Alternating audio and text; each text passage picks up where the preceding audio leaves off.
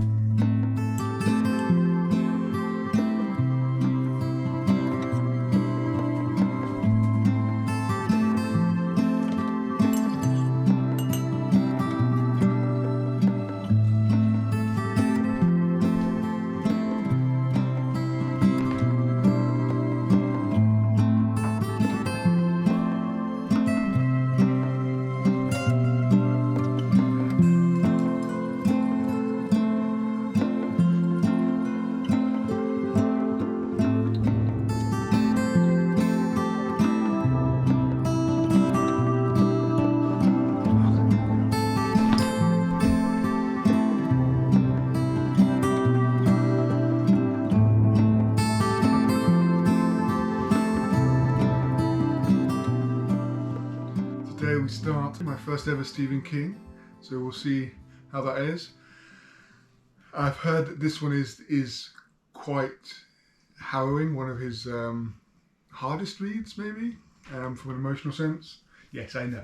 So I've got my support dog here, Lyla, to help me out and keep me company when I start.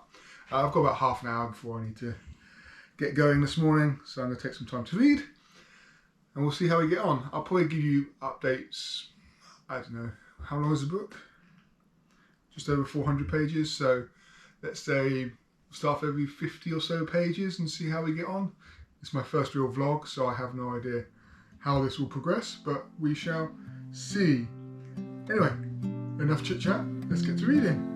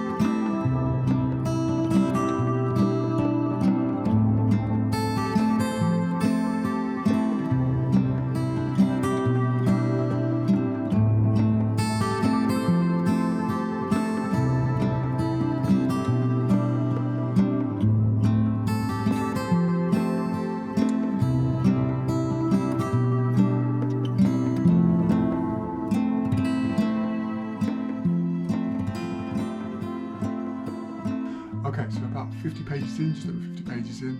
So what's happened? We've got a new family who've moved into an older house pretty much in the middle of nowhere. It's surrounded by woods, Indian woods, as it's described, and there's a main road going past the house. And over the road, there's some elderly neighbours who lived there their whole lives, like 80 years, and they know all the history.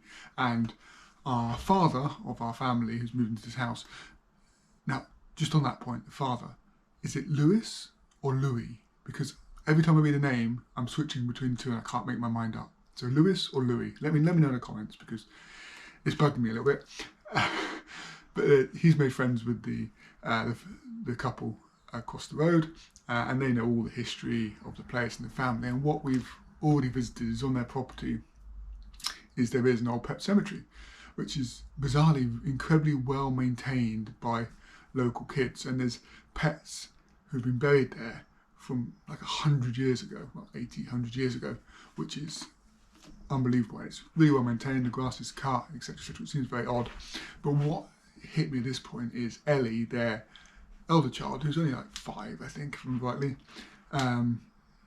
was really seeing the Pet Sematary really hit her, because they have a cat called Church, full name Winston Churchill, but called Church, and she had that sort of connection that actually pets die and she doesn't want her cat to die.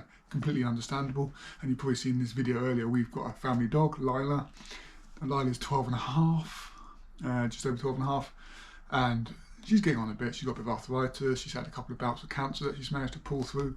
So, you know, we don't know how many years we've got left, and obviously we've got a toddler who's younger than Ellie. He's only 2.5, so he's not at the same questioning stage that Ellie is, but the emotion she feels about that connection. And then what does the parent say? Are you honest about it?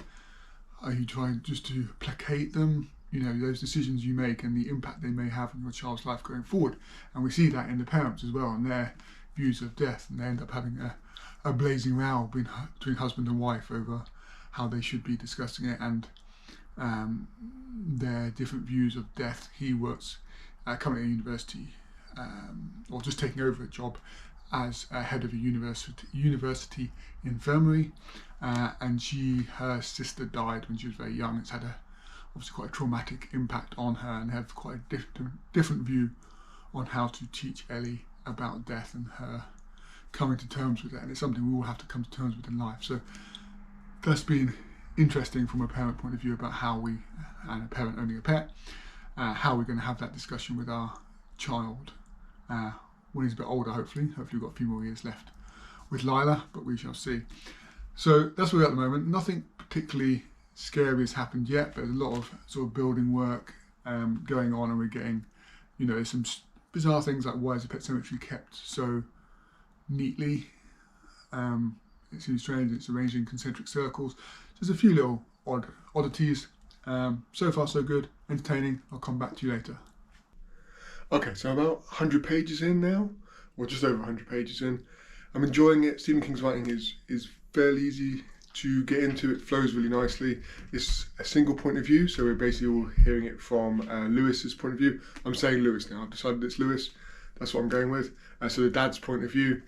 And I wouldn't say a lot of scary things have happened. There've been like the odd, like weird dream or happening that's a bit gruesome. Let's say gruesome, but nothing particularly scary. However, I am finding a lot of connections with the dad at the moment. So he's a dad, his wife, he's got young children. I'm a father with a young child, admittedly only one young child. They have a pet, they have a cat, I have a dog. You've already met her earlier on in the video. So there's that connection. And then what's just happened is his wife and kids have gone to visit family during the holiday season, and my wife and child have gone away during the holiday season. Well, Diwali, they've gone to family for Diwali. So I'm home alone with my pet while reading this. I'm not sure that's a great idea or not, but we'll see how it gets on. Oh yeah, and he started a new job, and I've started a new job. Mine's not in medicine, admittedly. So there's a lot of connections here, and if it does become really scary and harrowing, I'm not sure how I'm going to deal with that. But we don't need to deal with it right now, because what we're doing now is we're off to the rugby, hence me wearing my get-up. I'm going to take the book with me. I'm not going to be reading it while the rugby's going on, because I'll be shouting at the players on the pitch way too much for that. So it's Northampton Saints playing Exeter Chiefs, and Exeter Chiefs were top of the league at the beginning of the weekend. There's been a few results yesterday, so it's changed, but we have won 2 on the trot. We're looking for 3 on the trot after the first 2 games we lost of the season, so I'm looking forward to it. It'll be lots of cheering. I'm taking my book because after the game, getting out of the car park after the game is always horrific, so I'm going to take 20 minutes, half an hour to read while the traffic dies down, and then head home. But I'll catch up with you later.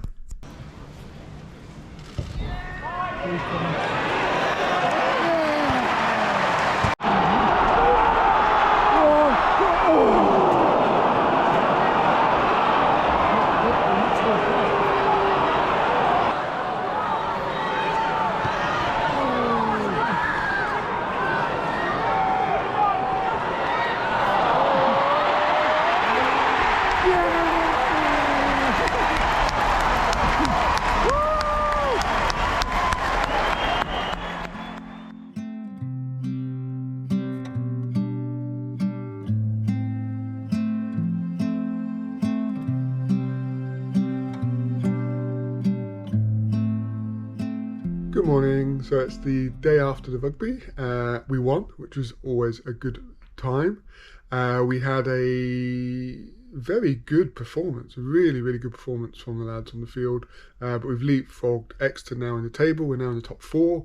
We're only 5 games into the season, so it's still pretty early, but it was a fabulous day, a fabulous result. And I did get to do some reading in the car after the game while I was waiting for the traffic to die down, which was a much more productive use of my time rather than just getting frustrated that there's so much traffic.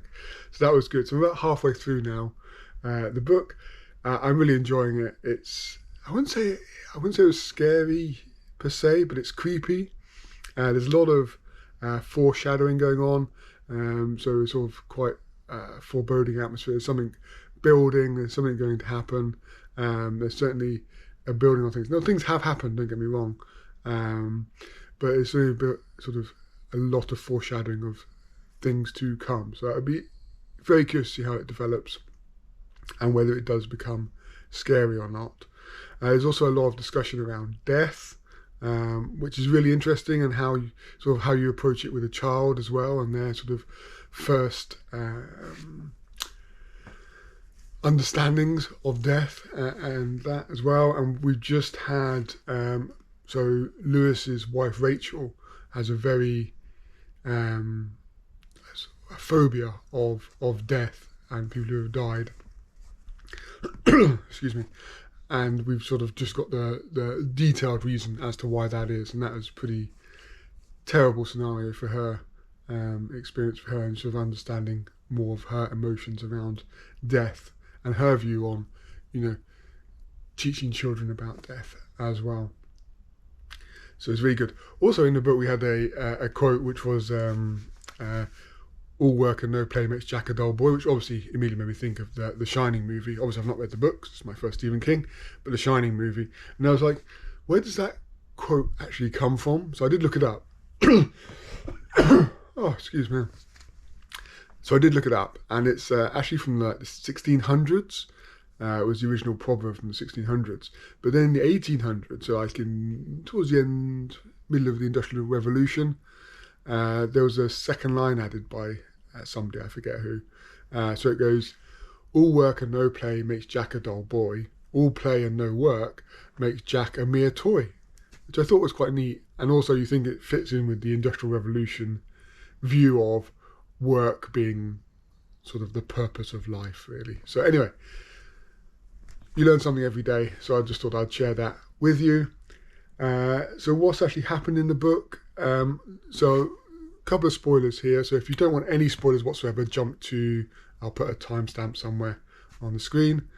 But otherwise, so I think most people, if you've read it or you haven't read it, then obviously you know. But there are some weird things that have happened with regard to, so their cat, Winston Churchill, died while the family were away.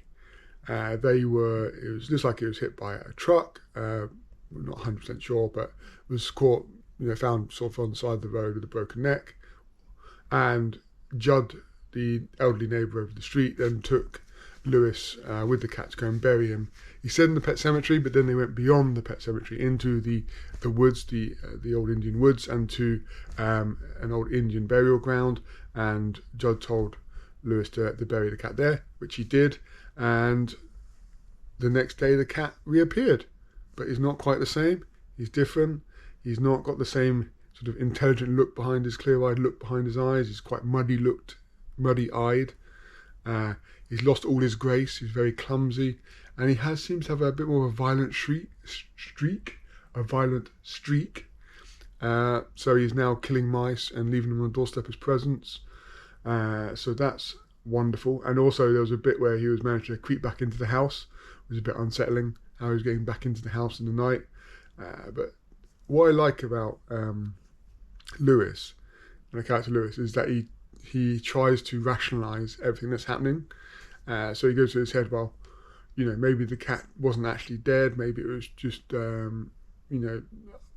very unconscious in a sort of coma state, and things like this. So he tries to rationalise it, and obviously he's a doctor, so he's sort of questioning his rationalisation. That is sort of, he's reaching for his rationalisations of what's going on.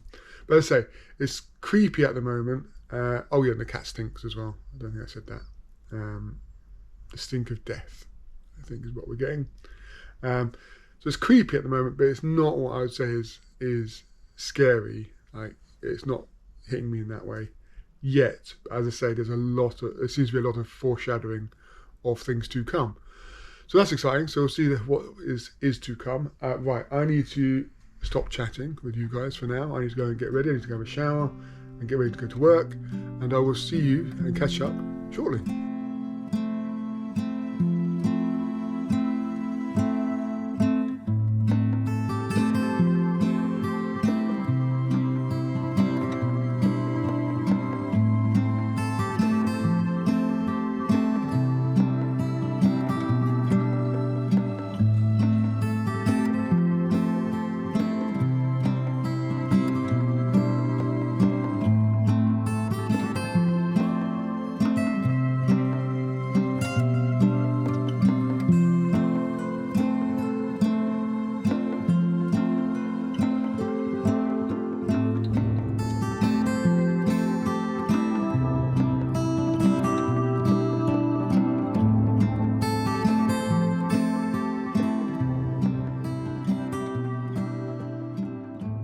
So I'm working from home today. I thought I'd give you a quick update on my reading.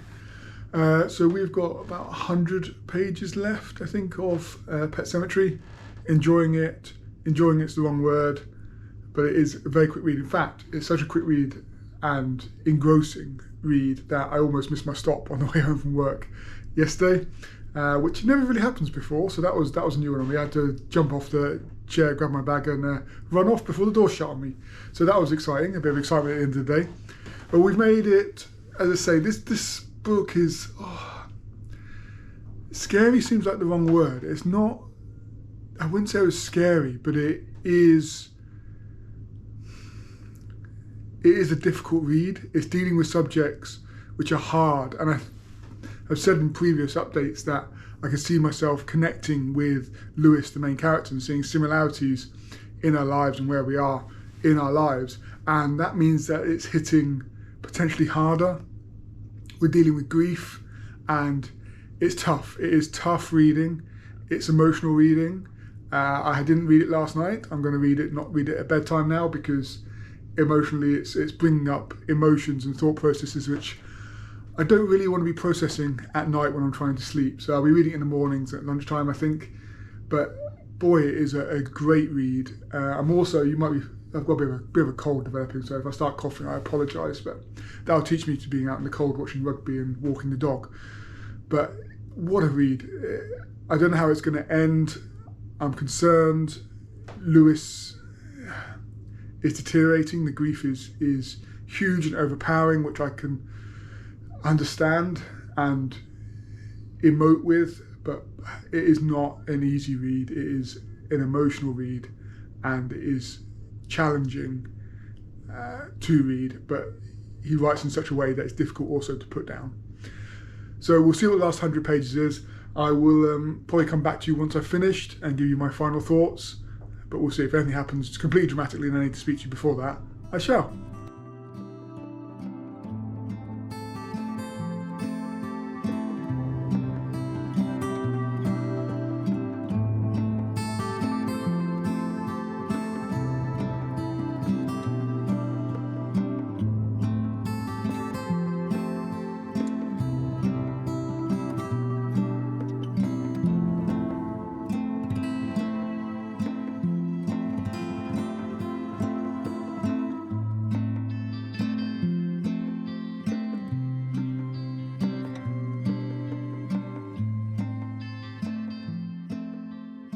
So I finished yesterday on the train back from work, and overall I thoroughly enjoyed it.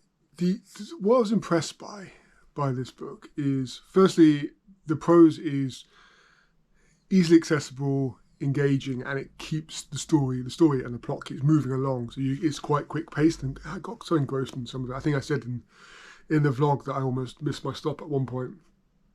But also, the prose is great because it places you in time and place.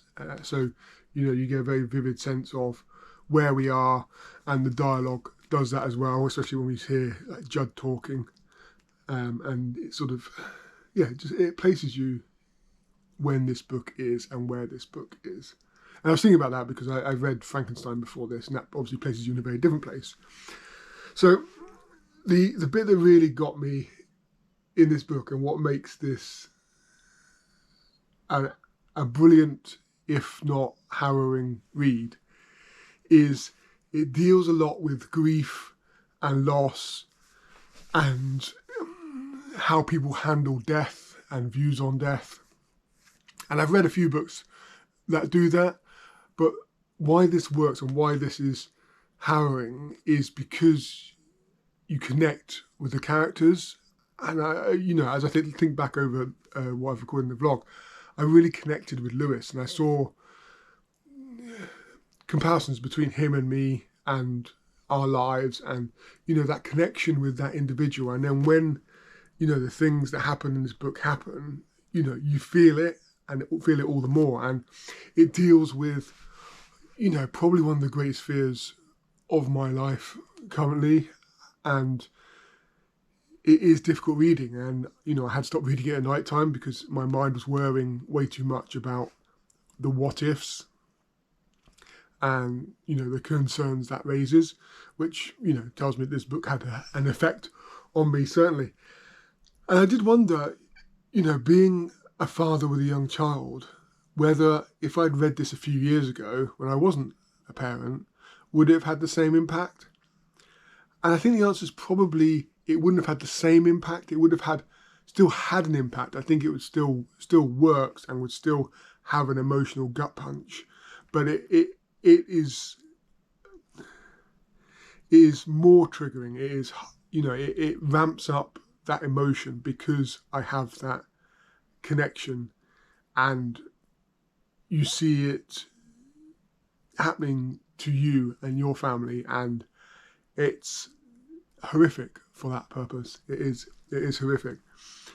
And I'm smiling because, when a book can draw out emotions and make you think and, scare you, maybe not in the jump scare, but in the this quite a creepy book, and there's a lot of foreshadowing and foreboding, and it builds the tension. And because you're so connected with the characters, it hurts. It hurts.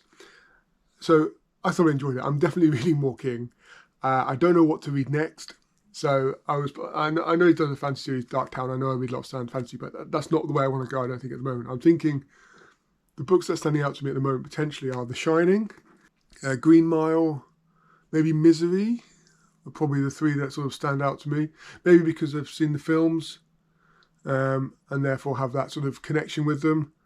But what else should I? What would you recommend as the next King book to read after Pet Sematary? I could read it with your help on that front. Let me know what you think the next Stephen King I should read in the comments down below. Thank you for watching. If you enjoyed it, please do like, comment, and subscribe. And I will see you in the next one. Bye.